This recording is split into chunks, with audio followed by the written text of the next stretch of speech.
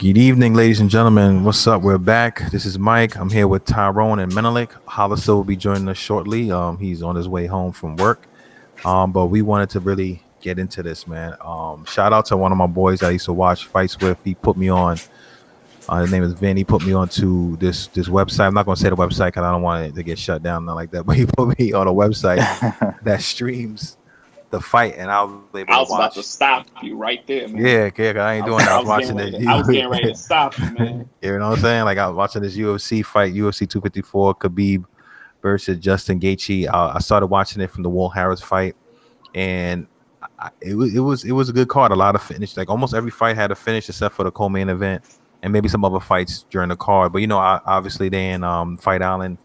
They're on Fight Island in Abu Dhabi, so that was a crazy thing. But the main thing we're going to talk about, because we had some other stuff planned, but we're going to get into that another day. We might give you out a bonus episode during this week, but we're going to talk about, Khabib. He won his fight today, and he decided to call it quits after being 29-0 in the octagon. As we all know, those of you who follow MMA or follow, the sport of combat sports, they know that Khabib's father had COVID-19 earlier, like mid this year, and he was looking at he's making a turn for the better, but he ended up dying and passing away. And Khabib said he made a promise to his mother that he wouldn't compete anymore and fight without his father being there, because every time Khabib had competed and fought, his father was there, and his father's dream was for him to fight a certain type of thing, and he wanted to be like the Mayweather of the MMA. And he got this monkey off his back by fighting Justin Gaethje. He pretty much cleaned out the division. The only person he hasn't fought was Tony Ferguson, and that was a thing because of circumstance. Like that fight was cursed, and it's not going to happen. Because I honestly believe that Khabib's going to stick to his word. But I'm gonna get into you guys' take. But just to give you guys a little bit of information, there was a story Dana White released saying that Khabib had broke his foot 3 weeks ago, and I did notice that when he was fighting, he kind of looked kind of gimpy and walking kind of funny, like flat-footed, and not really like planting on one of his feet to move. And I felt like, oh, that's the typical whatever. But he was able to do his thing, and he had a good fight. He's like a freaking snake in there when it comes to the submission and the ground game. But I just want to get your opinion on it. I know Tyron, you're not as versed, so I'll start with you and then let Malik come in and say his opinion on that fight. Yeah, I didn't get a chance to watch the fight, but I was going to pick him anyway. He's probably the best fighter in the world right now, outside of John Jones. So, he did exactly what I thought he would do, which was win by stoppage. That's what I would have picked if we was making picks before the fight. I would have picked that by stoppage. Yeah, he did what we all expected. I wasn't aware of the broken foot, which makes his win even more impressive. That he had a broken foot less than a month before a big fight against a top contender. And I would like to congratulate him and wish him the very best on his retirement. Hopefully, some of these fighters, they say it and then they backtrack and they continue fighting, even though they've given this one or their word they won't fight again. I've heard it plenty of times. So hopefully he stands by it. It's nothing else he really has to prove in the division. Yeah. And, happy trails, man. He deserves it. He's going to be a future Hall of Famer. And absolutely. And he was the man. It's nothing much you could really say. He fought. He had a tough battle, battling, with his father being sick. So that was even bigger than the fight he just had. So it's kind of like he had a couple of fights already this year, because that's probably the toughest one. So for him to go into the octagon and do what he does in honor of his father is very impressive. Yeah. Hollister just joined us, ladies and gentlemen. But Hollister, just to get you up to speed, we were just talking about Khabib's fight. I broke some news for Tyrone and Menelik, saying that Dana White came out and said that Khabib had broke his foot. Yeah, thank you. So you already know about that. So we just pretty much giving our opinion about the fight. I kind of did a little brief spill, and since you're here, I'll let you go, and then Menelik could go because he's a little bit more versed in the topic. So yeah, go ahead. So first, I want to congratulate Khabib on his victory. Also, he's retiring now. He's going to suck, but we all got to, everybody got to leave at some point. I know this was going to be a hard fight for him since his father's passed, and I know he was very close with his father. But like he told his mother, he kept his word. He's going to, do one more fight, and then he's going to retire. He did that. I knew he was going to win via submission, but I didn't know it was going to be so quick. But I'm happy for him. You know, best of luck to Khabib and with everything else and whatever he else decides to do next in his life. Menelik. All right, yeah. So, like you guys are saying, congrats to Khabib on getting this win. As we said, I didn't know about the broken foot before either, and it shows his championship medal and what he was able to push through and get done. I mean, going into this fight, we didn't get to do predictions ahead of time. I did. I was going leaning toward Khabib via submission or decision, and he did win by submission in dominant fashion. Like Gaethje was on a tear leading up to this fight, and no matter who is put in front of Khabib, he finds a way. He grinds it out. He's he uses his wrestling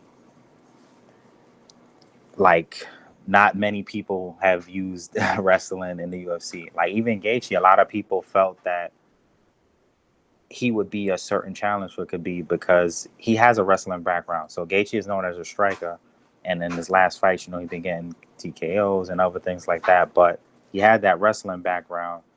But once he went into MMA, he really worked on his striking and showed skills there. So people felt like he might be able to. I mean, he's not the first one, but people thought, he might be able to deal with Khabib's wrestling and the ground game a little better and maybe catch him or do something else. And I mean, he won this fight, but not only did he win, he won in dominant fashion. So congrats to Khabib, one of the best to ever do it. Pound for pound right now, I like Tyrone said, for me, outside of John Jones, I could see people giving him that. And, he made a promise to his mom, and with, his dad passing, that's a big thing, especially with how involved, his dad was in his, fight career and everything like that. I can understand why he wants to walk away. And, as much as it does kind of suck, because there's a few other fights I might have wanted to see him maybe actually fight Ferguson or maybe fight, Conor again or Poirier or something like that. Even though I know he didn't really want to fight someone again that he already beat and all of that kind of stuff. But yeah, I mean, I guess the UFC might be happy because it does kind of open up Conor to kind of step back into a certain position. As much as Conor, I think was the only guy to really get around from Khabib, but Khabib still won that fight in, definitive fashion. So I don't really see, unless Conor was really like in the lab on the mat, like constantly in this time that he's been off, I don't see like he would have been able to, get past Khabib anyway. So I guess it opens up stuff for them. But to keep the focus on Khabib, because I know he would hate that I'm talking about Conor right now. I just say congratulations to him. Yeah. I hope he enjoys retirement. If he does change his mind, I only really see it happening for like GSP or some other major fight like that. I don't know if GSP would be willing to or able to get down to 155, because I know GSP expressed some interest in actually fighting him, but I think Khabib was saying when he talked about it before that he expected or would want the fight to be at 155. Now that younger GSP, I could see him fighting him at 155, making that weight and doing. I don't know if GSP at this point would be able to, even if he wanted to fight, be able to get down to 155 in a certain way. And, because toward the end of his career, he fought at middleweight, so, but yeah, congrats to Khabib, good dominant performance, definitely a good way to go out.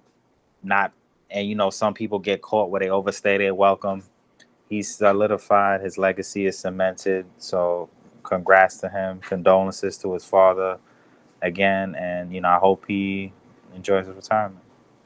Yeah, I agree with everything y'all said. I mean, shout out to Khabib. Khabib's one fighter that first when I didn't know about him because he was always injured at the very beginning. And then like when I ended up watching him fight, I was like, this guy's good.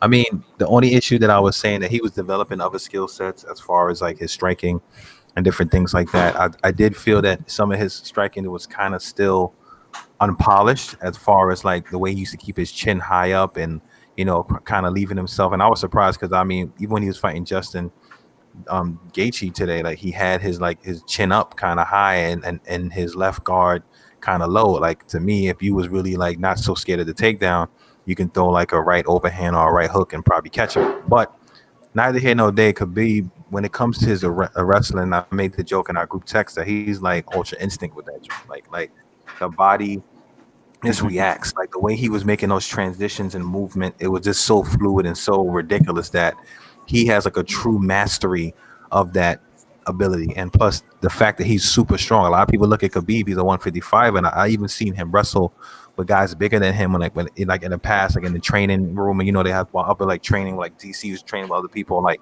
and he was actually giving people like them a hard time. And DC is a heavyweight, you know what I mean, because of his wrestling acumen. So to me, I'm glad that he was able to go out on top. You know what I mean? Like you said, sometimes you think about it, he was always been a humble person, in his own regard, as far as like, trying to live that life. He's a God-fearing man, Muslim, he's a God-fearing man. He tried to live that lifestyle and try to do those different things. And, he was like a personification of a good champion, especially for that division. Like you said, I am a little a little bit upset that we didn't get to see certain fights, like the Tony Ferguson fight. I was really clamoring to see that. Yeah, I really you know what I mean? The Conor rematch would have been kind of cool, but I think Conor has kind of ran his course. And no disrespect to Conor McGregor, I think he's a great fighter. I think he has the moxie that kind of pull off certain things, but I think like his way and his like journey to the title was like made because the UFC was behind him. Not that he didn't back it up, but the fights were in his favor. You know what I mean? He's not a guy who was really heavy on the ground game and wrestling. He was a guy who finished fights pretty quickly. So his gas tank was never really tested. So there's a lot of little things like that we didn't know. Well, we knew Khabib had the gas tank. Khabib got dropped before and rallied back and did what he had to do. So he had a tougher road, to me, in my opinion, in that division. Because remember, Conor came from 145. But at the end of the day, you know what I mean? Like, he is going to be down as one of the greatest fighters of all time. I know he wanted to be ranked pound for pound number one. Of course, they're going to go with, John Jones. But if you want to be technical, Khabib never popped for anything. So if you want to add that to the criteria, then I can see how Khabib could be there for now until John Jones come back and fight in heavyweight, and if he does damage in heavyweight. So again, it is sad that he retired, but I'm glad he went out on top. You know what I mean? A lot of my friends think he could come back still. And I honestly feel the type of person that he is and his, commitment to like what he says and his word and try to do certain things. I feel that unless the UFC can offer him like a super bag to fight, he's not coming back. And I don't think he's going to do that. I think he got that monkey off his back for fighting that last fight for his father. You know what I mean? That first training camp without his pops being there.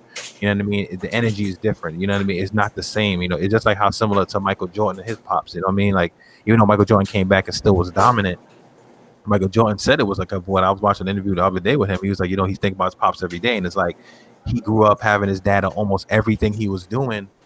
And for him not to be there, it's a different feeling, especially when you in a situation like that with the combat sport. Like him and his dad was super close. So for that to happen, that's like a big thing that it's going to take time. Time heals all wounds. And, at the end of the day, you full with emotion. So you might just say, I'm done and throw your gloves up. And then next you're coming back. It's yet to be seen. But for him to come back and fight an old GSP, to me, I just think it's kind of like lame to me. It's just like, why fight GSP? GSP is way older now. I mean, GSP is hovering around close to 155. He's trying to stay low so he can try to make that weight if the fight was to present himself. But to me, it's like, I think that's like an opportunist type of move for GSP. And honestly speaking, even though some people hold him as one of the best fighters in UFC of all time, like nobody really talking about him. So like, why even waste your time, to be honest with you, unless it's just something that you just had to do. So shout out to Khabib, congratulations to him. And I hope he enjoys retirement. He don't really need the money. He got the bread, I mean? He's big in Russia. Like, he's real big over there. So I think he should be all right. But moving forward, we're going to talk about the co-main and the rest, we can just dabble into something else, into the NBA stuff. But co-main event was Robert Whittaker versus Jared Cannonier. And I thought that fight would have been a little bit more entertaining. It went the distance. But for Robert Whittaker looked pretty good, man. He looked really good. I guess he want that rematch. He want to get his belt back. And after he lost to Izzy, I feel that he kind of got, he got that monkey off his back of having the belt.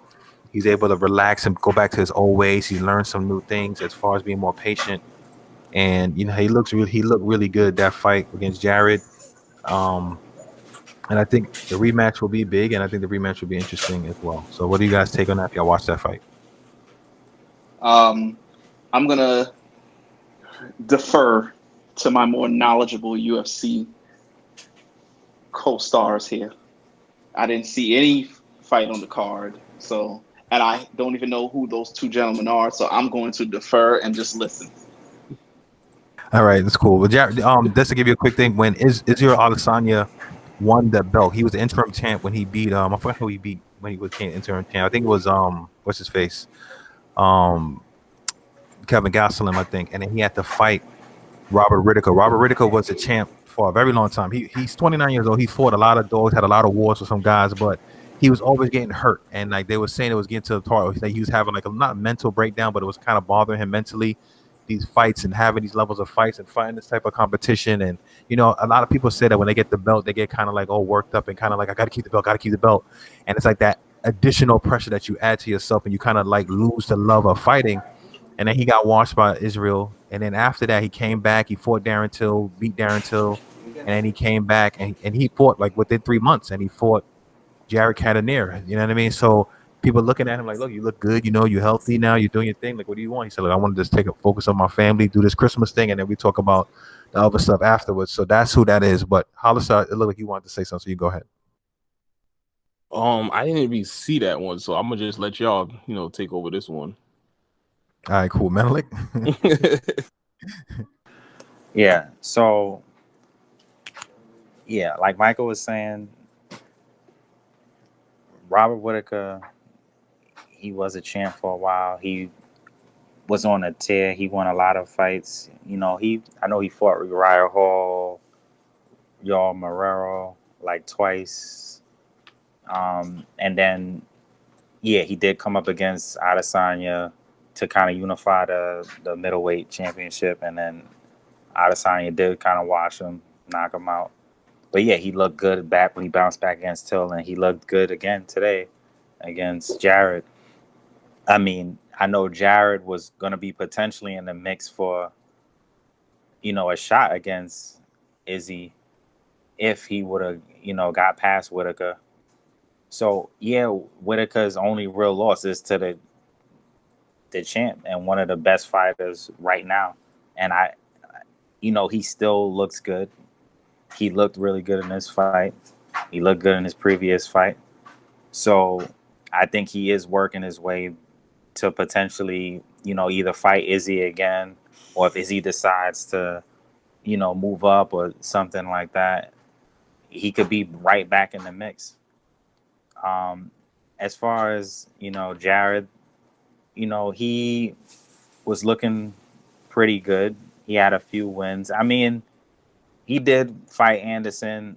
I mean, Anderson is not Anderson no more, but, he's still Anderson. And I mean, he's looked all right. He's been, up and coming. I think he started as like a heavyweight, actually. Then he went to light heavyweight for a little bit, and now he's in middleweight. And, he's still young. He's still doing whatever. So he's still in the mix in the division. But I think it does put Whitaker back in that mix of potential fights. I know there's talk of Izzy fighting John Jones potentially. There's talks of him fighting Jan Blachowicz and light heavyweight if he moved up. A bunch of different fights on the table for Izzy. So we'll see what happens. But yeah, as far as this, Whitaker looked good, and it puts him closer to trying to get his belt back. Yeah, I agree. I don't think he would get it back from Izzy, but he is in the mix though. I think the fight will be a lot better. I think the first fight, I think he had a lot of pressure. Israel got into his head. It's that whole, New Zealand versus Aussie, Australian type of thing going on. So it was a little bit different. And Israel Adesanya was the young kid on the block. He has a lot of confidence. He's mentally tough. And I think that Whitaker was just so caught up with the moxie and hasn't fought in such a long time that, it kind of did affect him in some capacity. But with that being said, I do agree with you. I think that the reason why he wanted Jared Cannonier, because he's a new face.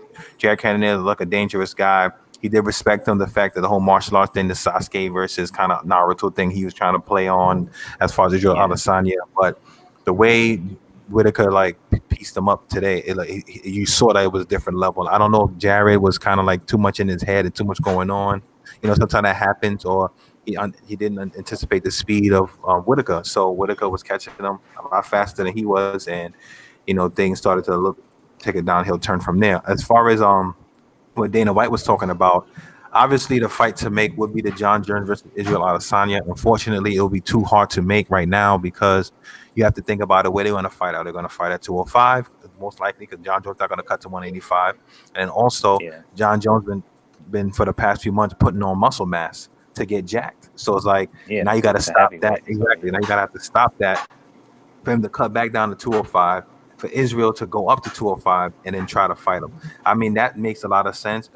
But since that Whitaker won, because Dana White hinted towards that as well, that broke records of the first time they fought with the whole Australia versus New Zealand. Then that broke records, and he said, look, if that happens, that's another big fight. And the way that Robert Whitaker is fighting with more confidence and more relaxed, I think the second go around will be a lot better. It'll be more of a I definitely think it'll be a better fight. I don't think he'll beat Israel still. I don't think he would, but I think it'll be a lot better than how the first one went about. And it'd be more like a war and look more competitive and be like the fight that everybody wants to see Israel in. Like besides the Kevin Gastelum fight where he really had to like dig deep when he fought Kelvin Gastelum, because that was like a real war per se. So that's something that is looking forward to. But switching gears, we can switch into the NBA. As we all know, there was a few vacant head coaching jobs. And actually, I want to start with this. Hollister and I are Net fans. I know Malik might be like a pseudo Net fan. I know he's really a Knicks fan, and Tyrone hates everything New York. I mean, I feel like I'm legitimately on both, because I mean, once Jay had that minority stake in the Nets, and they came to Brooklyn and all that. I was always, rooting for them, supporting them, stuff like that. Yeah, when Melo was on the Knicks, I would say it might have been like Knicks were 1A and the Nets was 1B or something like that. I don't know, but I definitely root for both of them. And for me, also, is a lot of time it is about players and stuff like that. Not like in a bandwagon sense, but it's just I understand. So, so and Kyrie, my guy, is even with all the stuff he be on, and I got a lot of respect for KD and all that. So I'm definitely on that Brooklyn train still. And they probably won. They 1A now. And Knicks is 1B. So you guys are all basically Brooklyn Nets fans in a way, because Malik is just trying to come up with every excuse to hold on to that Knicks fandom, but you're not really. No, don't do that. Don't do that to your life. I'm trying, man. It's funny because I used to tell people that same thing sometimes. And Mike, but you didn't announce what team I like. I mean, you like the Chicago Bulls, Boston Red Sox. No, we're not talking about. No, I'm just trying to say. That's what I said. I said you hate all things New York. That's what I'm saying. So I'm just giving the fans, some of the teams that you like. I understand that, but I'm a die-hard Chicago Bulls fan for almost 30 years now. So I was 6 years old. Well, that's over 30 actually. Not to bring up my age, but Yeah, no, we get it. So I'm not. I don't jump off the teams like you guys did. Let's not talk about that. How you jumped off the Yankees back in '97. We don't want to get into that. It went to thing. But anyway, the reason why I brought up the Nets real quick.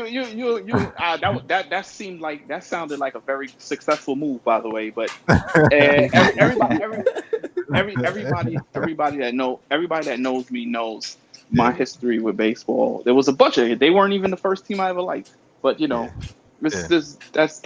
here nor there. We talking about basketball, but yes, go on. The reason why I mentioned the Nets, because we all had the discussion. We know we had a nice spirited debate, like months ago when we talked about Steve Nash, like a month ago with Steve Nash hiring and how we felt about it. Similarly to how like the whole Stephen A. Smith thing with the white privilege. But beyond that, we all did say we all Got a came little, together. it got a little escalated. Yeah, that's how spirited. But we all Heated came debate. together, and we said like at the end of the day, we do believe that he will do some kind of good and some positive good.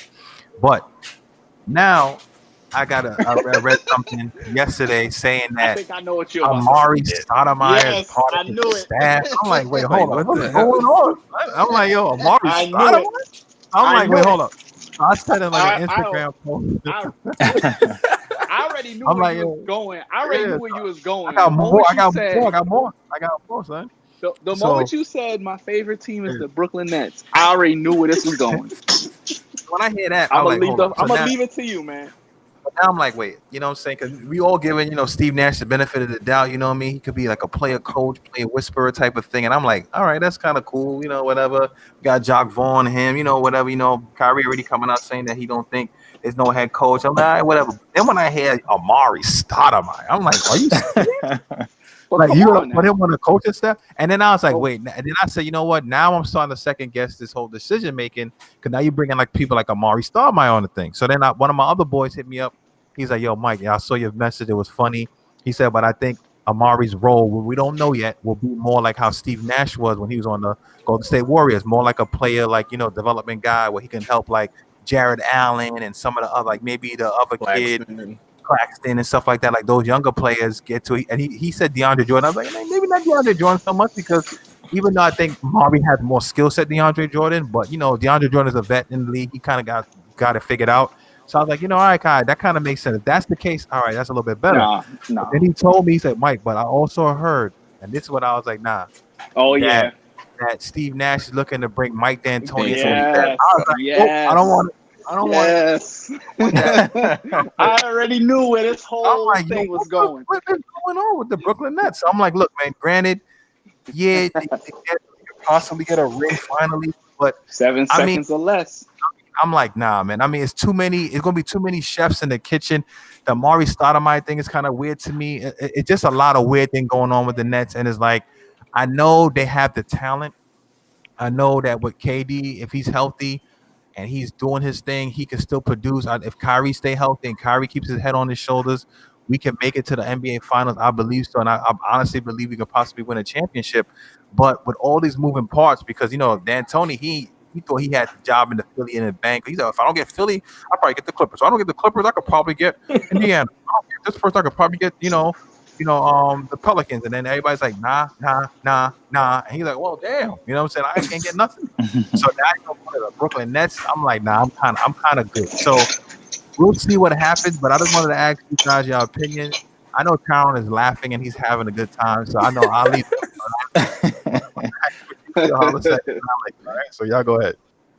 When I heard it yesterday, I was leaving work. It was just a head scratcher. I said, "What the hell is going on?" Amari Stoudemire, like what? Like I don't understand the point of that. I'd rather I don't know what he's gonna help with, but pick and rolls. I don't know. I don't know either. I really don't know. We're gonna be in a well, practice. I was gonna say the only thing I could think maybe is they want so if Steve Nash, because when he was in Phoenix with Amari, right, they had a certain level of success, right? So if he's trying to maybe implement some of that system and stuff like that, he might try to, more so the younger guys like Michael was talking about, have him kind of like mentor mentor them in that way. Like, all right, this is how to play off, let's say they try to get Kyrie to be a little more whatever way. This is how you play off Kyrie in a pick and roll setting to do this, to do that, or this is within this system, blah, blah, blah. That's the only thing. Because other than that, I don't know. But that's the only thing I can think of. I just hope it's more. I hope it's that, not no actual assistant coach's spot. But don't I don't know about that. The team is fine offensively. They just need more focus on the defensive side of the ball. That's what we pretty much need, like a defensive coach. Like get our old they should have brought in Gary Payton instead of Amari Stoudemire. I would have rather that. I don't know, man. It's just weird, man. I agree with you. Yeah, even with the D'Antoni thing, like D'Antoni gonna be there and be an assistant. Nah, bro, he's gonna run up and down. It's already the Phoenix Suns 2.0. He's gonna be a collaborative assistant. Phoenix 2.0. He's not gonna be, You know, like Oh my God. It's gonna be the Suns 2.0 back in the day. Oh Running gun. That's what I'm Lord. saying. Like, he's trying to recreate the old thing. Because D'Antoni was their coach back in the day, right? yeah, when they, when he, yeah. I got a better one. Oh How about boy. how about the Houston Rockets 2.0? Oh god. Let's put KD at the center. Like small ball. Put KD at the center. Trade DeAndre. Trade Jared Allen. Go get them a couple of more little guys. Come on now. What happened? You guys were talking championship. Now you guys are complaining about the coach. Yeah, we still gonna win the chip. I mean, y'all- we never said we're y'all- not gonna win the chip. I just don't We like just- some of the y'all- parts. y'all- That's what I'm y'all saying. Y'all over here complaining about coaching staffs now. Yeah, You guys I mean, sound it's just the pain in y'all voices. it's not really too much pain. It's confusion. Funny. Go ahead, Malik. It's just I was gonna say That's- for me, as far as coming from that Knicks being 1A, I just don't. You need to stop. You need. I want to have. I'm I want gonna to have cut you. confidence. I'm gonna in cut you. I'm gonna the cut front you. office and the decisions they make. Right now, I think we still good. We still got Kyrie. As long as KD come back even 80% of what he was, they all working out together, the whole team. So they look very good. they gonna be good. But for the Yo. future of the organization, period. Yeah. Just in case, you know, whatever. It's like, what are they doing? Y'all got enough. Y'all got something else to worry about. Because I saw those John Wall highlights, and he was giving Kyrie the business. Wait. John Wall is working out with a bunch of players, and I'll send it to you, Kyrie. He was giving Kyrie the business. I saw, but see, I mean, I like that, but at the same time, like I saw a thing on Bleacher Report the other day. Your boy Kyrie. Even Michael Beasley was giving freaking John Wall a business. So you gonna say Michael Beasley's better than John Wall? If Michael Beasley, and by the way, one of my boys. Let me tell you something about Michael Beasley in high school. Let me tell you something about Michael Beasley, because you guys know I follow college ball. You know, he'd be a lot better than what he is. I follow. Stop smoking a heifer. I follow college ball and I follow high school. Michael Beasley was a beast. That's what I'm saying. He just didn't have the discipline in the NBA, and he wasn't in the right systems. But Michael Beasley, if you tell me, there's a lot of guys he could beat one-on-one in basketball. Of course. So don't throw his name out there like, oh yeah, Michael Beasley. No, I'm not saying that. What I'm saying is that Michael Beasley was cooking John Wall, right? And I'm saying that Michael Beasley, and that's even just preface this. I said Michael Beasley would stay off the weed, like your boy Stephen A used to say, and really focus. That's the only thing that can stop him. And honestly speaking, because I was even talking to one of my friends, because one of my friends I work out with, the young kid, he went to FIT. He said he used to play in like those camps and stuff like that. He said he played against Michael Beasley in high school. Michael Beasley actually yammed it on him. He said he was in his highlight for a long time. He said I hate talking about it. My thing is that put in that work, man. The reason why I said Michael Beasley, because Michael Beasley is not currently in the NBA, and he was giving John Wall buckets. Now Kyrie, we already know he can't defend nobody really. So honestly, saying he was getting mixed by John Wall, all right, I can anticipate that. So but what I do like about the John Wall thing, he might not be as fast as he used to be, but he also had an Achilles injury and he's still getting buckets. So if that's any indication of what Kevin Durant's going to be, Kevin Durant is a 7-foot guy who got handles like a guard, who can shoot the lights out of any place. We should be fine. You know what I'm saying? No, you're not gonna be fine because that coaching staff. Oh, shut up. You know what it is? Well, then I'll have to believe Kyrie at this point that anybody could be a coach every given night, because at the end of the day, but I say it like this, right? Being funny, I think Steve Nash, I think like even one of the guys, I forgot what I was listening to, they were saying that. They was like, look, man, I think even your boy Tyron Kendrick Perkins was saying that. He's like, look, man, a lot of these younger guys, don't call that. a lot of these younger guys, they're not really receptive to the old school way of like coaching. They can't relate. So like some people might see Doc Rivers, they think he's a good coach, but they were like, when Doc played back in the 80s, he don't understand what's going on in this era. Whereas people like Steve Nash, who not too far removed from the game, I think he's going to have a lot of respect. And as long as the alpha, which is Kevin Durant, and also alpha number 2, which is Kyrie Irving, follow the lead of Steve Nash, I think we'll be fine. Jock Vaughn already has established a relationship with the players, especially the underlings that are there. And Amari is going to be big. And I think Amari is going to be a big help for them as far as the other young guys. Hear me out. I'm trying to be concerned 10 minutes ago. I am concerned still. I'm just saying that I'm being optimistic on it. But when you look at the bright side of it, right? You look at the D'Antoni. D'Antoni is a proven coach. He did coach some good teams. Granted, he never made it to the finals and never won the dance, but he has coached Kobe. He coached some big time players. That didn't work. That didn't work out. But I know it didn't. But I'm saying he had coached some big time players, and I feel that him doesn't have to be him not being the main guy. You can take the best from some people. Like, don't get me wrong. Yeah, Some of that's his skill I set, see what you mean. some of his like his mentality can be helpful with the Nets.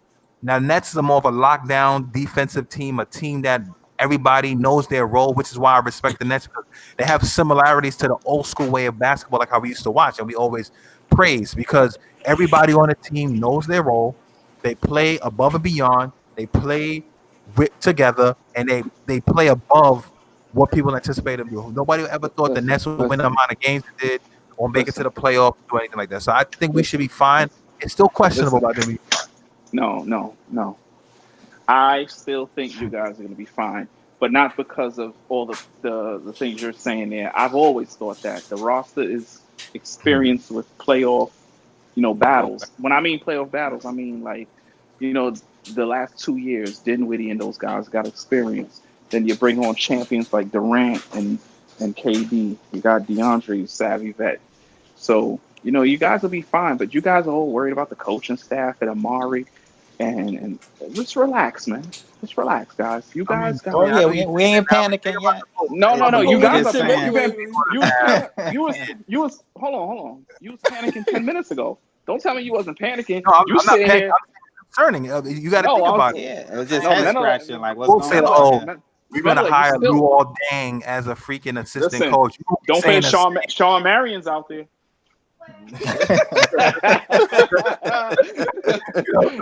They said they're gonna hire freaking. Gonna help them with their jump shot form. You know what I mean? Like, Sean Marion. We got Sean Marion. Yeah, be like, we're gonna work with Zach Levine to change the shot. Sean Marion could be next, man. They say we're gonna have Vince Carter. Show Kevin Durant. Show Kevin Durant how to shoot like him. They're gonna say they're gonna use like who was that kid that what was that kid that we always be clowning? But a lot of people said like now that he's off the ESPN thing, he actually was right about Luka and something like that. Ryan Hollins. Hey, listen. They don't put him as your team. Or they gonna say, the Bulls hired Kendrick Perkins as a new assistant head coach. Make this the last time we bring up Ryan Howell's name on this podcast. I don't ever want to speak about that man. He has to be the dumbest NBA analyst I ever heard in my life. He ain't doing nothing now. So let's just leave him out of it. Kurt Perkins, he's on that level right now too with me because Perkins sometimes hit him. I think KG must have slapped him one too many times in the head because he done lost his darn mind. He lost. No, I think if he slaps him again, he's gonna be even dumber. So don't. Chicago Bulls hired Kevin Garnett as assistant coach. That's when you win the championship. When you bring KG on there. Well, he has one ring. So he got a ring. Who on your team currently got a ring? Nobody. Right? Nobody. Exactly. Steve Nash got a ring. Steve Nash got a ring. That's right. Mario got a ring. Antonio got a ring. Steve Nash got Amari Stoudemire. Did he get one? What about assistant coach Amari Stoudemire? You got no. We got the Israel rings. He gonna bring holy water to the freaking practice facility. How many? What about? That makes sense now. Steve Nash is a freaking pioneer. Brought that for Kyrie. What about soon to be hired assistant coach Mike D'Antoni? Oh my God! So don't be talking about and a rumored Sean Marion. That was my rumor. I started it. Damn, but I think Steve Nash trying to recreate the Suns. He's like, if y'all can't do it, we gonna do it. You know what I'm saying? We gonna go down. He got 2 rings. He got as a consultant. Yeah. Well, you're right. I didn't know consultants get rings. But can we get off of the Brooklyn Nets? I'm sick of talking about them. We ain't come here to talk about. You guys 21 NBA champs. Y'all just venting. We're gonna watch the Bulls this year anyway. But let's talk about this now. Speaking of coaches, obviously most of the coaching vacancies have been filled. A surprise pick for me for the Pelicans, because I didn't even think they were thinking about Stan Van Gundy, but it's not a bad hire for me. You know what I mean? Obviously, we would like a different name per se, but I think it should be okay. But I want to get you guys' opinion on Stan Van Gundy being the Pelicans' new head coach. Menelik? All right, so definitely not what I was expecting, but you know, Stan Van Gundy, he has some success in the league. Obviously, as a Van Gundy, he was with the Heat before. He had Magic, and I think the Pistons. Yeah, Yeah, that didn't work out though. Um, And Miami. yeah, that wasn't as good, but definitely in his Orlando days, he had a lot of success. Um, overall, I think he had a certain reputation that I think will help, especially with New Orleans being a pretty young team. I think he can kind of come in and whip them into shape. Is he the best choice? I don't know, but I don't think it's a bad or a terrible choice. I think he'll do fine. I think there are a team that would be a few years away anyway. So, and a lot of the people who are out there got locked up with other jobs or, or on staffs or this and that. So he's You should a have went after coach Amari. with So let proven me say- experience. So, Exactly. so yeah, I don't think it's a bad thing. I don't think it's a blockbuster thing either. But I mean, he's a respected, solid coach. The Pistons thing didn't work out that well, but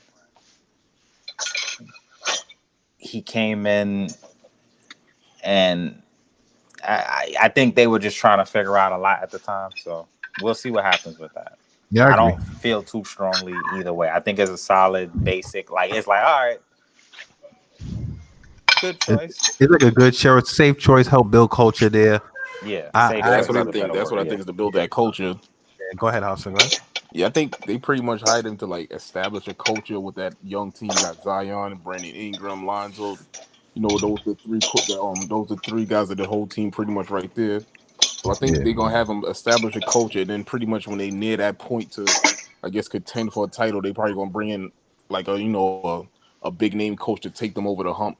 That's how I think that process is gonna go. But he does have a good roster. He's an okay coach, so they should do a little something. Even though the West is very competitive, but they should do a little something. He should get them over a little hump. A little stepping stone they should get over, and so Mm. they get set up for the future.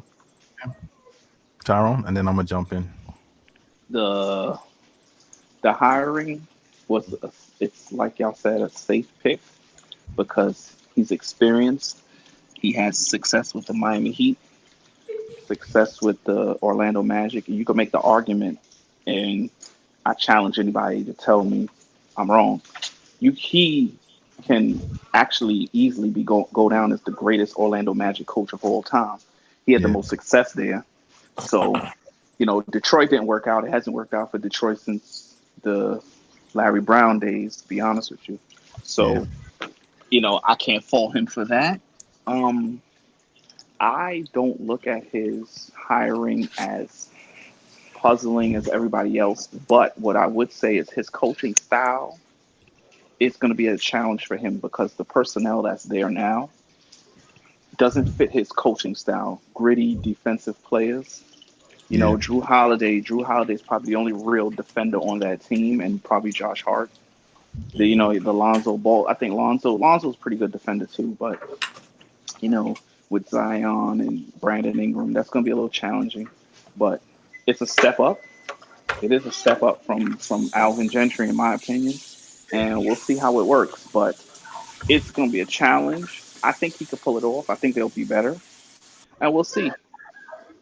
We'll see, It, man. It kind of took everybody by surprise. It's probably why I don't have much on it because I wasn't expecting them to go after him. I yeah. figured maybe the kid that got signed by Indiana, the No, Toronto. Toronto, yeah. I Yeah. thought he would have got a shot at it. I thought he would have, but when Indiana scooped them up, I said, Yeah. well, where are they going to go now? I didn't expect Stan. I thought Stan would probably go to like a veteran laden team, like maybe Mm. I think even OKC might have been a better fit for him. My Yeah. personal opinion, because they have a lot of those gritty defensive players. But I guess that's not the direction New Orleans wanted to go. But we'll see. I mean, to be honest with you, I didn't even think that Stan was even looking for another job. I want to say that I was watching First Take some of the clips earlier this week, and I kind of agree with what they were saying. It's like the same thing with Doc Rivers. When some people can handle the task of being like president of basketball, GM, and the whole 9 yards, as well as a coach, and some people just need to be a coach. And I think that's what's his shortcoming in Detroit. Detroit. You try to be like you had too many hats on. Same thing with Doc Rivers. He had too many hats on. Try to get his son paid. Try to Hmm. get people to stay on there. You don't know how to pick the players. Sometimes you just Well, gotta leave. not to cut you off, but I would have got my son paid too. No, of course. I'm not into that either. I mean, I'll probably get my Yeah, max contract. You know what yeah. I mean? I don't know. I wouldn't go that far, I was but being funny because he wasn't really that. But I know what you're saying. And to me, I felt that with the Doc Rivers situation, it was like, look, the same thing. Like when Doc Rivers got, that relinquished from those duties, he could just focus solely on coaching. Things got better. To your point, I do agree with you as far as like his coaching style. Like for what you see, I forgot he used to coach Miami because I just remember him from the Orlando days because Got them to the the match was final. actually pretty nice back then. And I remember them beating my boys because KG was out and they made it to the finals and got washed. Cause I remember my honeymoon watching the game and seeing them get washed in 5 games by the Lakers and Kobe Bryant holding up a trophy. Right? May he rest in peace. So I get all of that. My thing is that with Stan Van Gundy, I feel that he could be a bit brash, and I think that it all depends on the plays. I do think that Zion has a personality. Like he's like, I just want to get everything done. I want to just work hard and do whatever. And a lot of that could just be like the Michael Jackson of it all, where it's like how Michael Jackson always gave you that kind of camera ready response, but on the low, Michael Jackson's like, man, you're such a freaking idiot. You're so ignorant. You're so stupid. Like back and without us knowing. So I want to say that it's going to be a good fit for them. A lot of people felt that people like Jason Kidd or another guard like a Ty Lue would have been better to help with Lonzo. But look, man, Lonzo's a piece of the thing, but the franchise is about Zion. So I know that a lot of people want to still talk about Lonzo like he can be like the savior of the joint. Don't get me wrong. If Lonzo plays well and be the guard that everybody wants him to be, I do think that the Pelicans does have a shot to maybe be in the bottom tier of the Western Conference. But at the same time, they really invested in Zion. So I really do think that as far as establishing a culture, Stan Van Gundy would do that pretty well. I do think that he'll probably get a decent rapport with the players. I don't know who you're going to have on his staff. And a lot of times I don't really pay attention to many of the coaching staff per se, unless there's guys that I know and, in the team that I kind of invested in. But I do think that's a good pickup for them as far as, him being that guy to help coach them to that certain level. Like I said, he did wonders with Dwight Howard and Jameer Nelson and stuff like that. And they didn't really have like super crazy stars, and they were able to, maximize the potential of that team and make it to the finals. So I do think they'll be good, barring like people like Zion stay healthy and come in shape.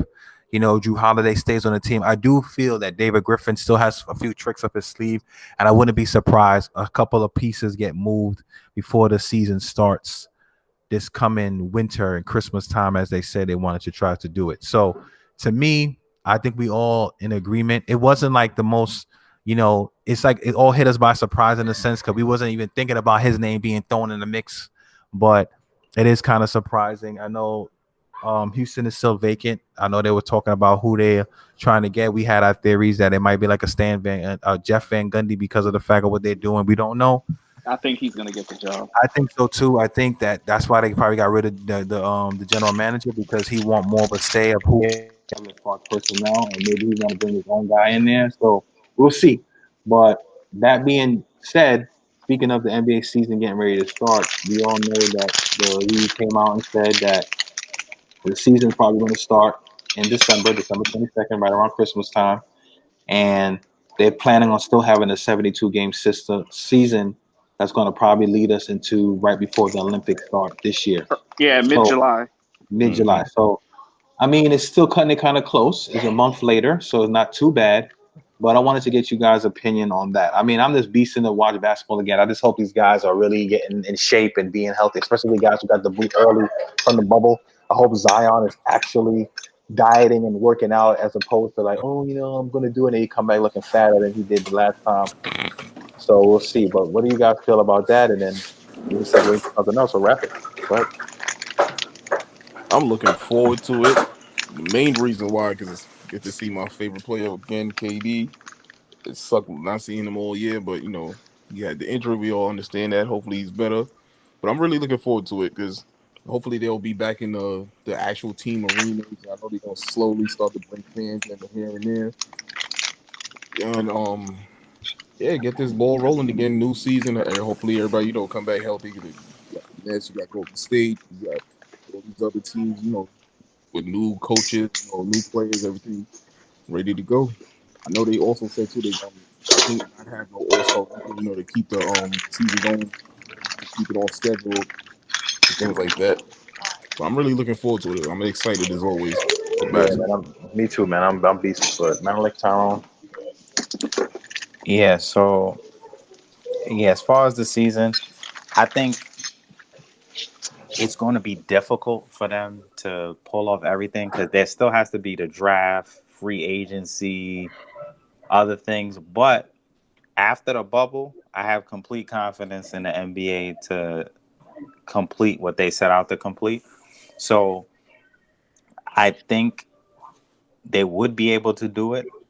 Yeah. It is cutting it a little close, but I think it is a good balance. It's not too many less games, and it won't end, so late in the year.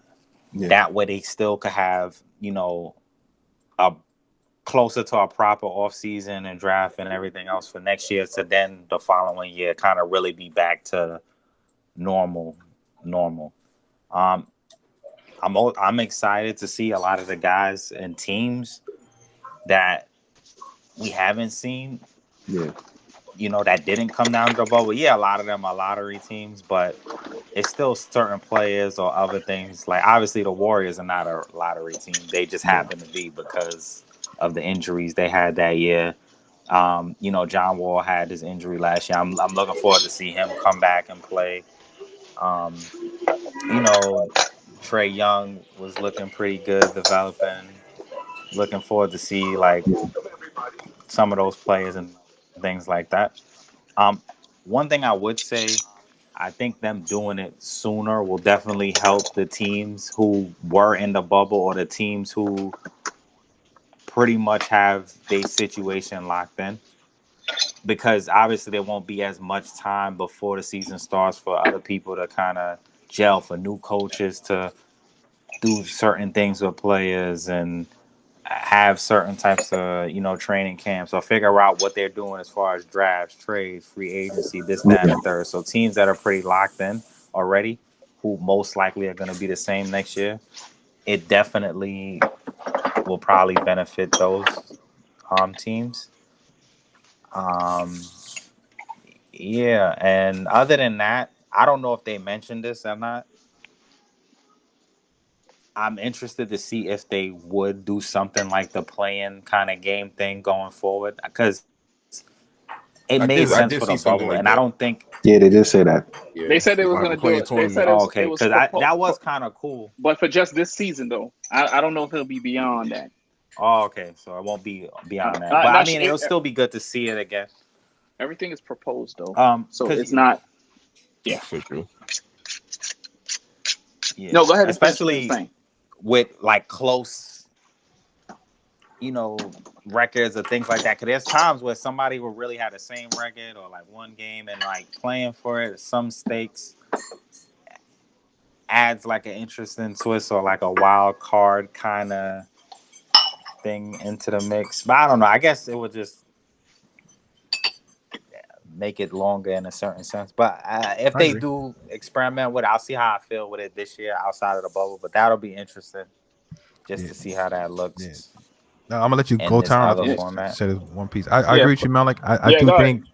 think that they're trying to find new ways to make the NBA more exciting. Because what happens is that just like how like Tyrone and some other people stopped watching like the All-Star game. People started like, yo, it got too much. Like it's just like some cats is running around throwing alley oops. There's no competitiveness. People rather watch the freaking people playing at the little gym in New York on the summer league and Hoodie Mello and them compete with like people like J. Cole and them playing with them because at the end of the day, that's more competitive than some of these All-Star games. So I say all that to say that the NBA is trying to find ways to keep their brand, fresh. And like that's what I was trying to say that there was a big influence in that playing game because of Zion Williamson and Zion didn't hold his end of the deal. So at the end of the day, I do think that they'll try to, set that up so that people can do what they have to do and do that. And I agree with you. I do think that they'll try to do a playing game, and it makes sense. Too many times, based on a mathematical thing, or this team is tied with me, but they beat Golden State, and the other team didn't beat Golden State, so they can't make it to the playoffs. Like the tiebreaker stuff, they should be able to play in and have like more of a competitive thing. And I do agree that they should do it for this season, but I think all that's going to be predicated on what's happening next year, especially when it comes to this virus, as well as how the games get to be flown, like, played through. Like, are we going to have them playing in the stadiums? Are they not going to be playing in the stadiums? Are they going to be in another bubble? Like, what's going to really happen to the game? Because if you look at the NFL right now, the NFL, even though they're still kicking, there's a lot of games they have to make up because of things happening and people getting sick and COVID this and COVID that. So it's like a lot of little other things. So, and I just wanted to mention that. So you can go ahead, Tyron, and then we can move on. Yeah. The only one other thing I'll say real quick, because after you said that, I was thinking about, because I know I was saying it might make it longer, but even with like the tanking joint, in a sense, they could just not let those people play once it's kind of decided with the playing stuff. And then I don't know, but that's I was just that's true. No, we get what you're saying. Real quick, Tyron, I'm sorry. I just seen my boy sent me this thing, and it says from Shams, 6-time All-Star Amari Stoudemire has agreed to a deal to join the new Brooklyn Nets coach Steve Nash staff as an assistant coach. So it's not gonna be like one of them player coaches. It's officially assistant coach. So you're gonna be wearing a suit and the clipboard on the side. Congratulations. Congratulations. Big improvement to the coaching staff, man. Right. Yeah, it's gonna help, man. It's gonna really help. The season's starting over quickly. The quick turnaround is what I was talking about before. It's something they need to do because they have to get back to the regular, no October to March. So it's going to be a 2-year process, really, because they're going to cut the games to 72. They're going to try to end it in July so they could come around in 2021 and make sure everything starts in October and be back to the normal 82 games. So they're figuring out a way where they could do that still. And this is the best way, which is sacrificing next year also. Things like this is going to take time. So this is kind of what I expected. I hope they do it this way, the quick turnaround, because I am a creature of habit. I like things to be normal, and I don't like everything offset. So, with the pandemic, it offset this past season, and it's going to offset a little bit of next season, which I expected. So it's actually a good move. We as basketball fans, we're happy for the quick turnaround. December 22nd is what they're gunning for. Hopefully they get it done. 72 games. That'll be cool. We'll see how it goes. The play-in game, I think the play-in game should be like how Portland and Memphis had it. Yeah. I think it should be the 2 top non-playoff teams, the 8-9 seeds, and they do a 2 out of 3. The format that they had, if the 8th seed wins 1 game, they get in. If the 9th seed wins 2 games, they get in. I like that. But they don't need to have 8 teams competing for it. So I think I think that's pretty good. So let's see if the turnaround happens. I know if they do it, the free agency it's going to be like a frenzy because everything's going to be quick, and that's what I like. I want to see everything happen quickly. Trades happen. The draft is coming up. The draft is coming up in a couple of weeks. So I'll be excited to see that. I want to see my Bulls. I haven't seen them since March. I know we've been bad the past few years, but I think with the new coach Billy Donovan and some of the players improving. Hey, if it happens, it happens, man. Yeah, I mean that's what I was saying. I mean, like I agree 100% with Tyron. I think with I like the fast turnaround. I know they're not going to have the traditional like combine or different things like that, like how they used to have with the players. So a lot of players are getting worked out properly. Like I'll be seeing some of my Golden State worked out. That 7-footer, like European kid. They worked out some like the number one, that black kid. I forgot his name. Anthony Edwards. Anthony Edwards and Wiseman or something like that. They've been working them out. So a lot of teams been doing that, working out a lot of the guys that they might be trying to draft and stuff like that. I mean, I'm not super excited about the draft this year because it's not like a super strong draft. No, it's a weak draft. But at the end of the day, and then plus there's so much going on. Like it's not like how before I could watch like March Madness and see the guys and get hyped. It's like y'all get drafted. I'm happy for y'all. Y'all can move forward with your career. I'm just really looking forward to the season started, the moves that's going to be made. Because I'm hearing that Dwight Howard might stay. He might not. I'm hearing Rondo might not be. I'm hearing Chris Paul might go to the Lakers. I'm hearing Derrick Rose might go to the Lakers. I'm hearing all these different moves. That's what rumors do. That's what rumors are. So I'm fiending to see where these teams match up, where they make their moves. I think that the Brooklyn Nets, I think we straight. I don't think we need anything really. I think we just need to everybody stay healthy. We'll be And all the right. missing and the and I the, and think the missing good. and the missing link is there. Yeah, Amari and the- Stoudemire. Yes, I mean once we seal that deal with Amari Stoudemire, the sky's the limit for us at this point. Yeah. So, I mean, I'm looking like Tyron said. We all creatures of comfort, like creatures of habit. We love basketball. I was hyped last year when it started in October, like around this time in October. I was really excited about that. You know what I mean? And yes, I'm kind of like going through a little withdrawal right now, and I'm watching football as we speak. Not like now, but for football in general. That I'm happy that the basketball will be by the end of next month and mid It'll be next back. month it'll be back. So I'm not too upset about that. I'm looking forward to that, God willing. And at the end of the day, like you guys said, I just want it to be a nice quick turnaround. Everybody stay healthy. We can really see like the Golden State Warriors do their thing again. The Nets do their thing again. The Lakers see what they could do. See what the Clippers going to do. See what all these teams can do now that they're moving the pieces around. So I'm excited about that. And the 72 games, yes, the sacrifice, but the players been crying about that for years. And I guarantee you that after this thing happens, and if it's a success, if it is a success, the players like, see me, the 72 games. We don't need to have 82 games. No, that's never And if gonna they happen do because that, the owners will not allow that. That's revenue yeah. loss. They're not doing that. No, They're I not hope. subtracting I hope games. not. That's The not reason gonna why, happen. you see, look, but think about it from this perspective. Like, I'm thinking about No, it. They might try to subtract the games and then told, we're gonna have a mini tournament playing no, games for the no. basketball. So as long as they They're don't not do that. that, I'm happy. That's not gonna happen. They're Yeah, not giving up that revenue. They're not doing that. They're not going to subtract games to add these little playing games. and If lose money. anything, the greedy owners will say we're going to do the 82 games and have Plus, playing games. yeah. Yeah, they're not giving up nothing. My thing, this is what I would do, honestly. If I And, was, and, and that's the issue I have with the generation now. Like they're crying about less games. Like stop it. They've been playing 82 games for like umpteen years. Stop it. getting Stop paid it, all these man. millions in dollars. Like, Stop it. Stop and it. You're playing. Yeah, and then now cats could load manage as an actual Yeah. thing. Before they had to like at least say somebody was injured or do Like, some have a other real stuff. injury. Like There's now no it's just excuse. like There's no excuse for low managing this year. no, honestly, they're gonna be a low management. My thing is this. They'll do it. They'll do it. And I know people getting fined, and I know, and I hate to say this, and I kind of agree with what Hollister just said, but I always try to paraphrase it in this sense. I hate to say, oh, these cats getting all this money, they should do that, because I don't like to be like those typical racist fan of those fans, like, hey man, we're paying your salary, dude. You need to go out there and play basketball. I don't want to hear nothing about that. You're giving me my stress relief, and you better be out there and shoot them hoops. You better just shut up and dribble. That's all I want to see from you. And I don't want to be that type of guy. But we grew up watching basketball, late 80s, early 80s. I'm talking about 90s, everything. And those dudes played ball. It was rare that you see like a person like Michael Jordan, them other magical. imagine them not play a game unless they were legitimately hurt.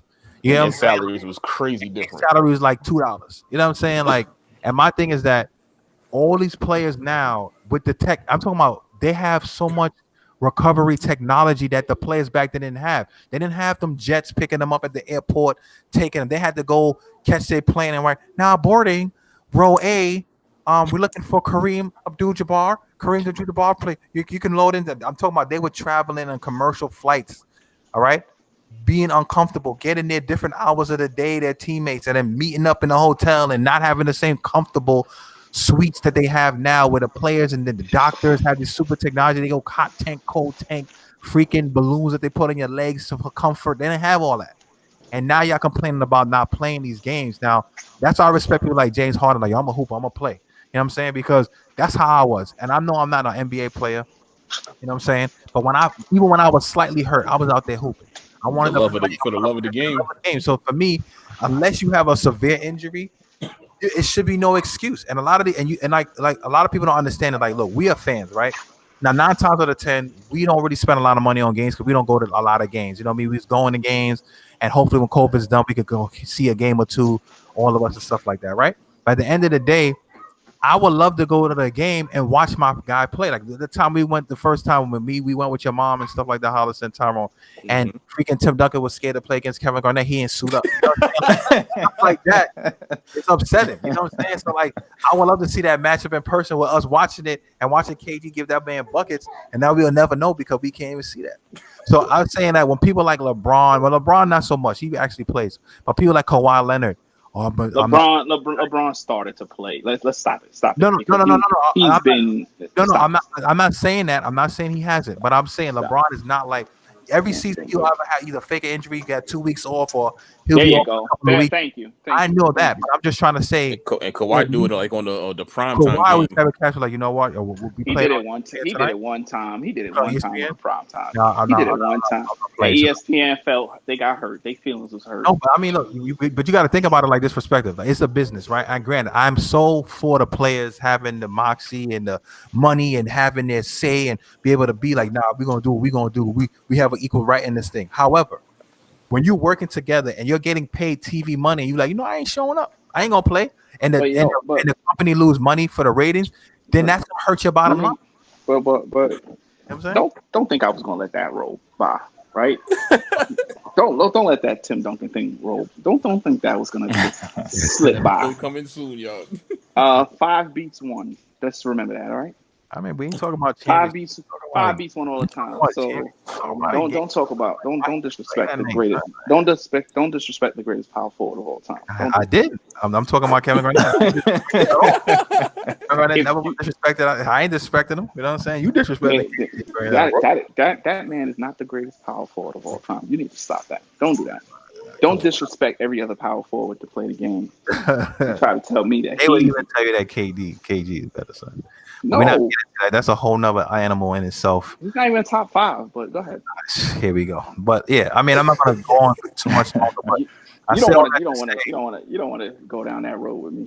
No. We already had that. We gonna get to that. There's a lot of stuff we got to get to. But listen, I had you stuttering off the air before with the battle. So I had the facts, and you was like, "Yo, I had those.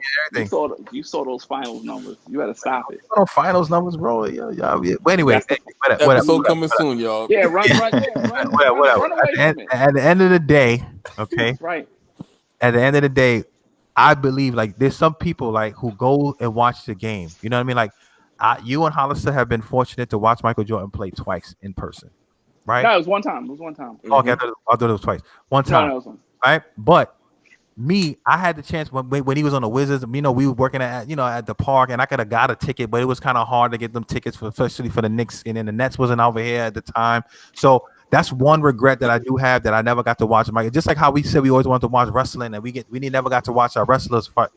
Our favorite wrestlers wrestle. Like I saw a wrestling event. I was up close and I watched it. It was cool, but people that we grew up watching, I was not able to watch them. And I say all that to say is that imagine a kid, right? Yeah. Parent put their money together to take them out for their birthday to go see like a LeBron or Kawhi play, or go to a Brooklyn Net game. Because now the Net game tickets gonna be skyrocket because we got KD and Kyrie. Oh, and Jesus! All of a sudden now, don't forget Amari. And they're not playing, right? You miss that game. It's like, to me, it's a slap in the face. It's like, I get it. You are human beings, and if you're hurt, you're hurt. I understand that.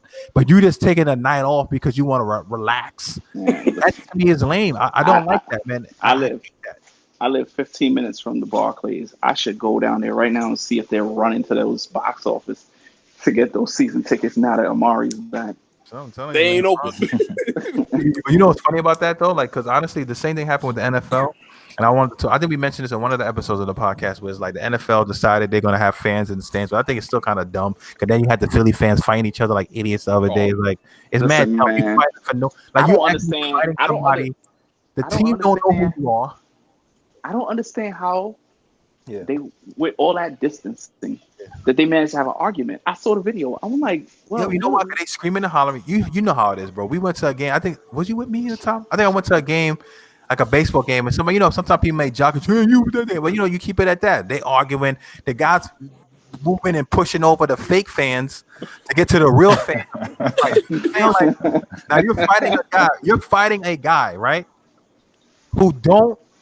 You're fighting a guy for a team, right? The team is out there playing, They don't even know who you are, right? Can't You even don't see work you. for them. They don't even know you exist. Can't even You're see not. you. You're not bringing in money for that team, and nor Exactly. are you. You are not. Well, you At are all. big. Like some of these guys just take it too far. You know what I'm And saying? all Like of, you're fighting for what? And you're like, yeah, that's what you get, you dirty Ravens fan. And it's like, all and right, all of that, and they getting kicked out the arena. exactly. And I'm like, all right, you fought me, you beat me up now, because I'm going against your team. The players ain't gonna be like, oh, on the side, like, yeah, they ain't cheering you. They on the field worrying about what the next play gonna be, and you fighting somebody in the stands because they said something about your team.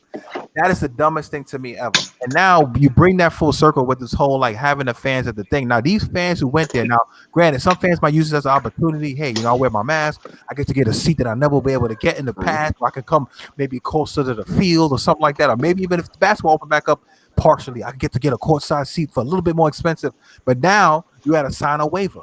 So now you sign a waiver for, hey, if you come to this game, you get COVID. That's on you, buddy. That's on you. Thank you. Pay me extra to put yourself at risk to watch me play when I can watch it on television with commentation, With with replay, camera. with the little yellow lines and the arrows and all that other stuff like that, which I ain't getting on when I watch it in person. You know what I'm saying? Like to me, it's dumb. You know what I mean? And like I said, even if the Barclays open up, it gotta be like, all right, courtside seat for $100. Then I'll do it. You know, it's like yo, Kyrie, watch out, son. Oh, your shoelace on top. I want to be like that. If it's something like that, then yeah, but I ain't going to no game, signing off my life for no freaking extra money. That's because I want to prove that I'm a diehard fan. Flip that. I watch it on TV. I watch it on Yes Network.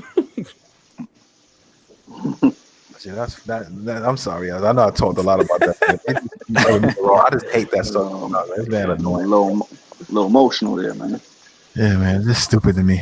But yeah, man, I mean, unless y'all got anything else, I mean, guys, I'm sorry we didn't get to talk about the GOAT talk, but I mean, we still got time. Basketball is taking a hiatus. We still got time. I know a lot of these podcasts, we haven't even dabbled into like baseball really or football. I mean, we might start doing some of those things eventually. But, basketball is a mutual sport that we all kind of played and know. So it's a little bit easy for us. And unless you guys have anything else to talk about, I'm pretty much done. We can wrap it. Don't worry, guys.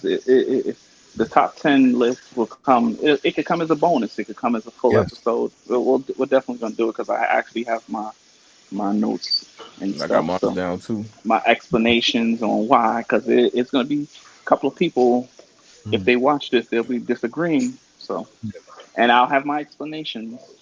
Go do your homework. If y'all don't agree, do the homework. You gotta do your research and know your history first. That's the problem with some of these guys. They're too busy listening to what they hear on TV and just go with that. All of that, yeah. You just go with that. It's not even just him. It's other guys. It's some guys that there's some guys that have resumes and credentials and can talk basketball that say certain guys are in certain places and they're really not. But that's another story. We'll get into it. It's all fun. It's everybody's opinion. There's no right or wrong answer. Yeah, I mean, except for Michael Jordan. Except for number one. Number. That's I think I can do it. Unanimously. And it's funny, even Michael 2 through 10, 2 through. Speaking of that, another person just joined another person just joined in the conversation about it. Keem Olajuwon. I read an article with him, and he said that it's not even close. It's Michael. He's a smart man. No, I mean, very smart. I agree. And I mean, very talented, skilled. It's not just on the court, in his mind too. Yeah.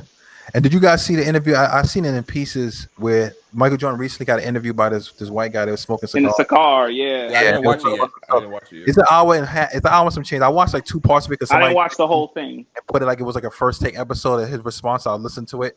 But he was saying Michael Jordan to this day has still says not fair to say who's the greatest because I never played against him. Yeah, that's how he is. He's always been like that. And I'm not even trying to say that makes him the GOAT, but I'm just trying to say like I saw another person. Yeah, exactly. And I saw another person in my Facebook group mention this, and he was talking about they were showing like Michael Jordan, something like that.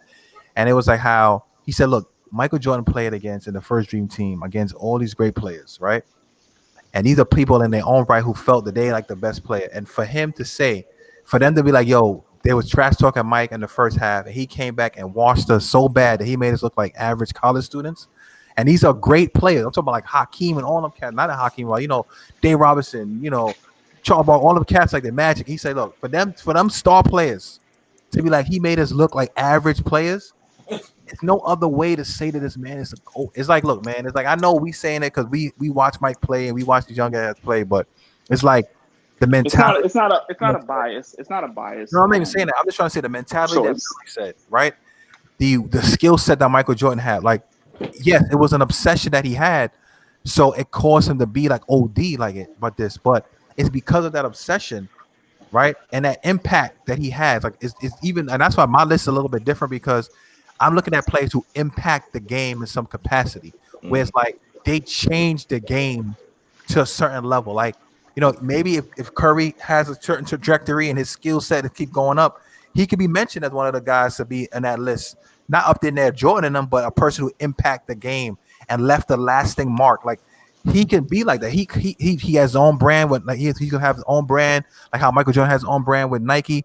He's gonna have his own brand with Under Armour. He's already got kids wearing this joint. People saying Curry, people shooting from like freaking full court. So there's a lot. Yeah, I think of that he's influencing. Depending on how the rest of his career is, he definitely could be in the conversation. Yeah, he could be in that conversation. So to me, and the only reason why I think people get mad at LeBron and why I sometimes don't like to give LeBron that much accolades is not because of the person he is. I think he's a great guy. He helps a lot of people out.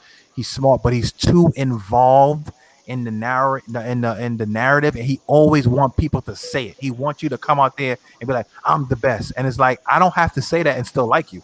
And I think that's when people start getting labeled as haters and different things like that. Where it's like, no. When Michael Jordan was playing, Michael Jordan never came like, I'm the best basketball player on the planet. I'm the best. I'm the best. No, Michael Jordan came out there. He played ball. People gave him that. Coaches who coach other players who were great said, no, this guy is different. You know what I'm saying? Like, they the ones who said that, not he Michael let his Jordan. actions do the talking. Coach K is like, nah, man. Michael clearly, he said the first dream team will watch LeBron's in a redeem team anytime. He's like, look, the way it was just different. And he coached both teams. So to me, he was there. The crazy thing is he was an assistant on the first one, and he was the head coach of Redeem. Yeah.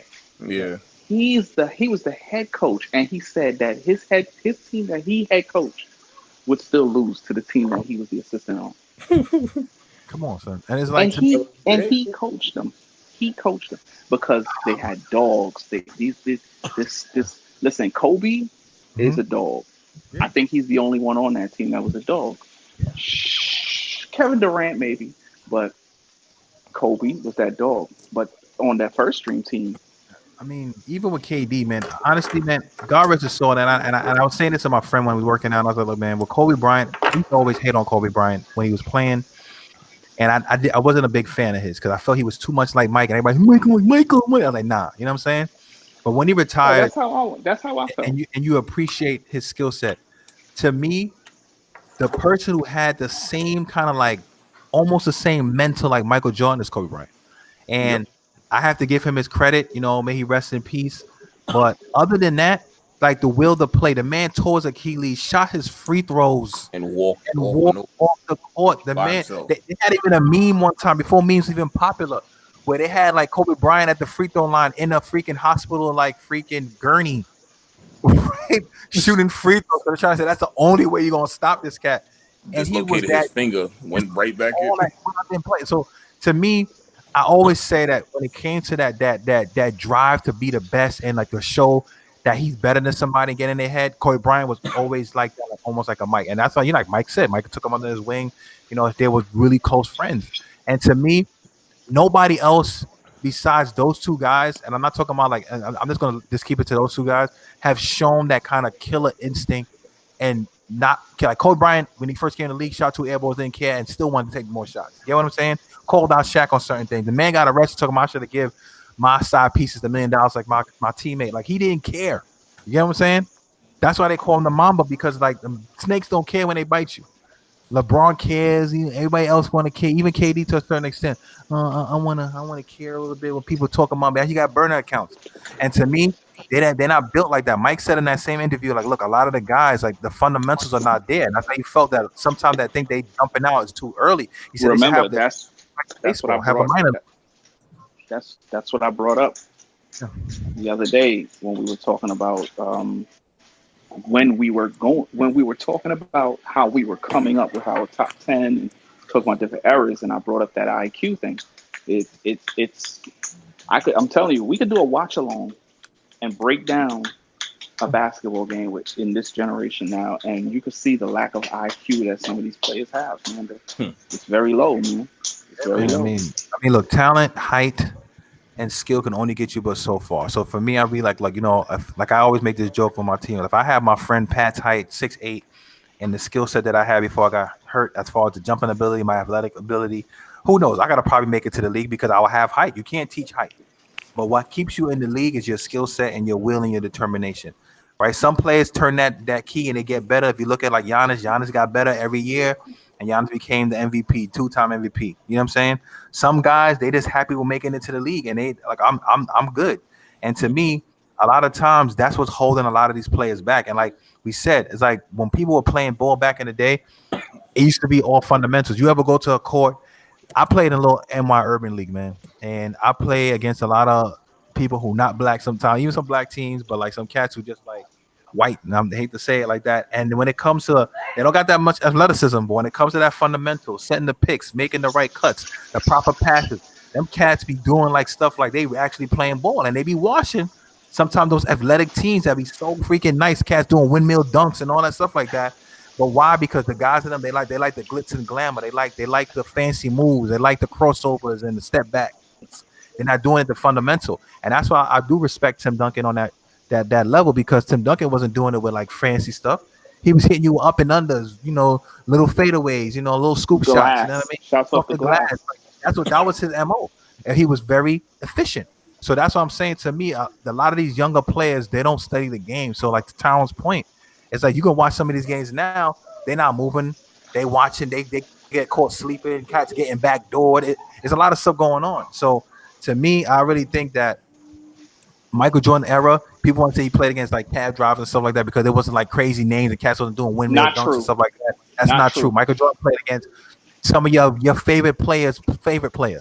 You know what I'm saying? Physical and players, watched them and played against teams that actually played the game the right way. Nobody tanked in that era. Nobody tanked. People were playing. People played hard. We ain't gonna get into all that, man, because I got a lot of explaining to do with my top 10. And if I gotta school some people and break it down to them. I'm gonna hurt a lot of feelings. I can't wait to do this. I'm not gonna tell y'all mine. I don't want y'all to tell me yours. We haven't talked privately about it, but I just can't wait to hear your guys' top 10. Yeah. I can't wait to bring out mine and hear everybody's explanations. It's gonna be fun. Yeah. I hope we do it sometime in the next day or two because I'm excited about it. So we can get into it. Because like I said, if not tomorrow, sometime during the week we'll meet up and we'll do this. But like I said, I mean, I guess we're wrapping. I just want to thank you guys again for watching. I want to thank you guys, like Tyrone and Hollister, for coming on and we jumping on this and taking care of this. Again, shout out to Khabib. May his father rest in peace and enjoy your retirement. Big one, big one. You know what I mean? And like I'm looking forward to that conversation as well. So unless you guys have anything else to say, I think we're good. And one more thing. If y'all want something funny to check out, look at Shaq on the Dwight Howard celebration. Oh my God, I saw that. Oh my goodness. Shaq, I'll let this guy leave, man. Well, I mean, I wanted to speak on Hollister. Give him a quick little rundown. What happened, Hollister? Shaq got a point. Shaq, all right. So Dwight Howard was, making like a positive speech, like, keep hope, hold on to your dreams. It could come true. You work hard for this. So Shaq pretty much was just like, he said, post one pick, sit your ass down. You ain't do nothing. He said, you went from team to team. It's just. But Shaq kind of did that too at the end of his career. But go on. Shaq had three though. Three of them things. It's hilarious. You gotta hear Shaq. You gotta hear the audio. It's hilarious. I heard the audio and Shaq was like, Shaq, and Kevin said, "Come on, man." He said, and then after people like, "You don't gotta know what I'm talking about. Y'all know what I'm talking about." And then he said the quote like, "Oh, follow your dreams, man. Shut up, man." I was like, Shaq always hated on Dwight, but Dwight was always a guy similar to what happened with Joakim Noah and Kevin Garnett. Was that Dwight Howard followed Shaq to come on. No, hear me out, man. Damn, just hear me out, son. What's in your life? Listen, bro, like, look. You can't go one episode without bringing his name up, man. The reason I'm trying to say that is like, look, Shaq even said it. Dwight Howard, he went to the Magic. He thought he was like the best Magic player. He tried to do the same thing. He went to LA, it didn't work out, and he jumped around. Superman thing, the whole Superman, blah blah blah. So Shaq be taking that stuff personally, and he be hating on Dwight Howard, whatever. I won't go as far as Shaq said that he didn't do nothing. He did do something for them when they in started that Denver starting. series. Especially when the Denver series, when they started starting him, he was doing what he had to do. Now, granted, he wasn't the man, but at the same time, he did contribute. Like people like freaking like J.R. Smith and them who didn't do a damn thing. They got a ring. Those the people. Those are the people to me should be like, you know what? I don't feel comfortable with this ring, but whatever. Those are the cats and freaking Jared Dudley. They ain't do nothing. Oh, Jared Dudley. Oh God. You know what I'm saying? I'm happy for him using that, but other than that. That's why I respect Matt Barnes. Matt Barnes got that ring with the Warriors, and he said, "I don't even claim it." Yeah. So he recently got it too, like a couple months ago. They gave it back to him. They gave it back to him, and I guarantee he probably left it somewhere else again because he ain't gonna take it. He just made sure his boys got theirs, and that was it.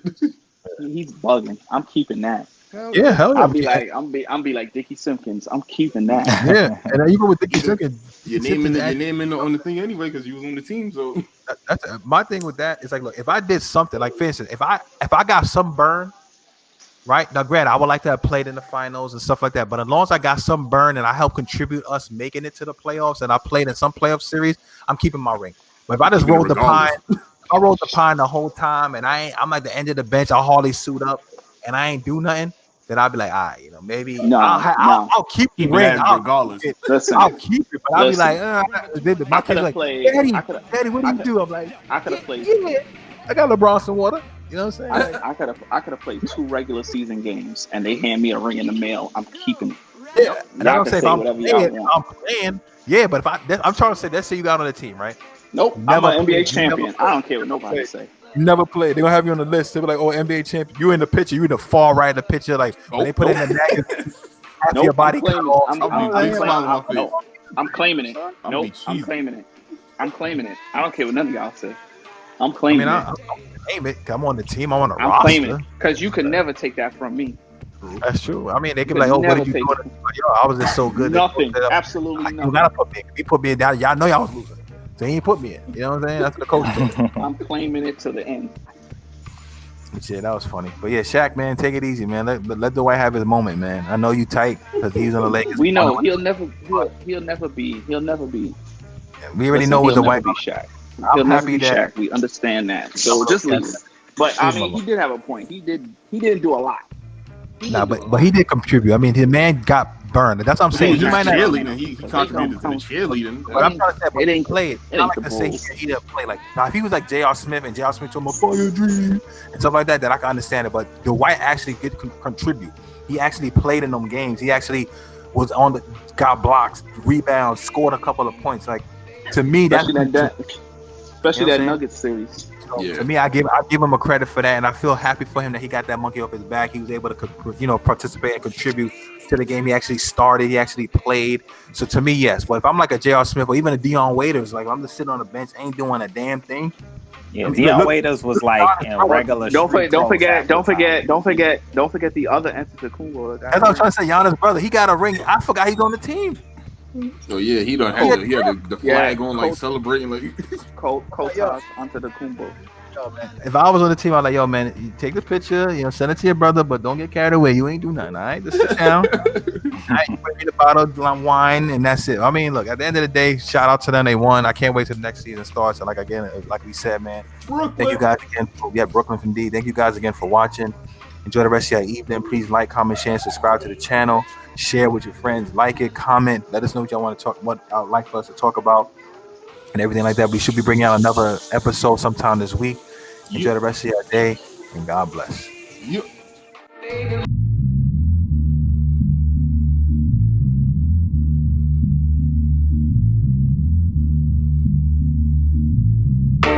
My honey.